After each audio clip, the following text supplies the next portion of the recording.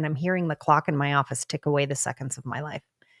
And it's just that I can't get that second back, and I can't get that second back, and I can't get that second back. And all of a sudden in that moment, I remembered the 16-year-old girl in the grocery store who decided she could never take care of her family and herself at the same time. And that 16-year-old girl was still running my life. And I'm sitting there in this office realizing I'm making all this money for my family, and I am so unhappy.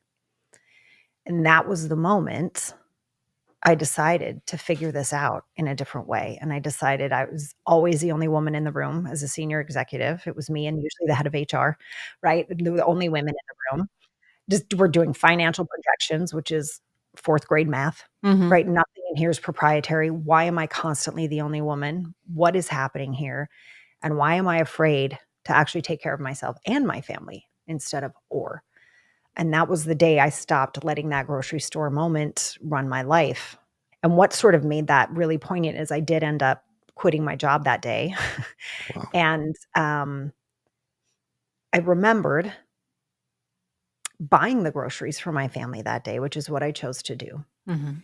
And another mom in the community found out what had happened. She'd heard about what had happened. It still makes me cry to this day, but she paid for my dance costumes. Wow. And in 2019, right before COVID hit, I decided to host a conference in Salt Lake City.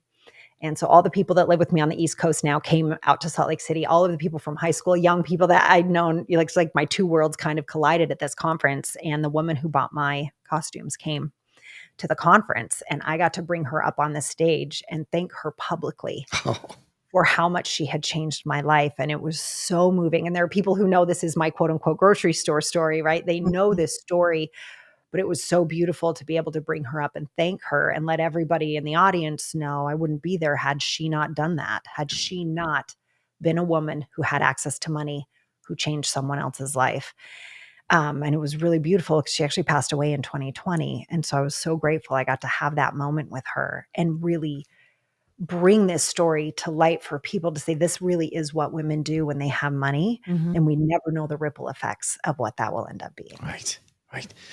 I heard that story on another podcast, and that is the sole reason why I reached out to you to come on the show, because that is a remarkable story.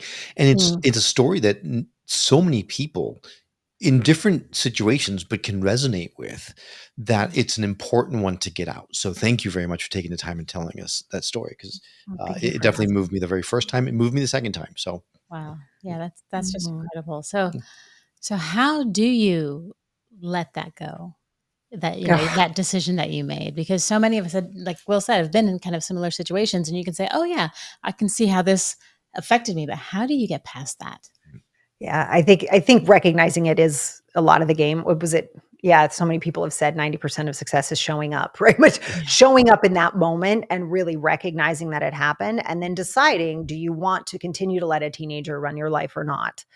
And that sounds really simplistic, but Mhm. if we do look at world leaders at the moment, we look not the moment, forever, world leaders forever. We look at people out there, we can see a bunch of 4 and 5-year-olds running really yes, big. You know what I'm saying? Like, yes, oh, the 4-year-old got stuck and I'm gonna take my toys and go home. yeah, Like you're like, oh, I see what's happening here, right? Yeah. right. And now So they're throwing a we can tantrum and taking us along with them. Them. I mean, right? I'm just take your pick. You can make it fit, but Yeah. it's Yep, it's yep. really interesting to sort of recognize as human beings, we get stuck at moments and Mhm. we let that child, whoever that child is, take over. Mm. And they start running the show.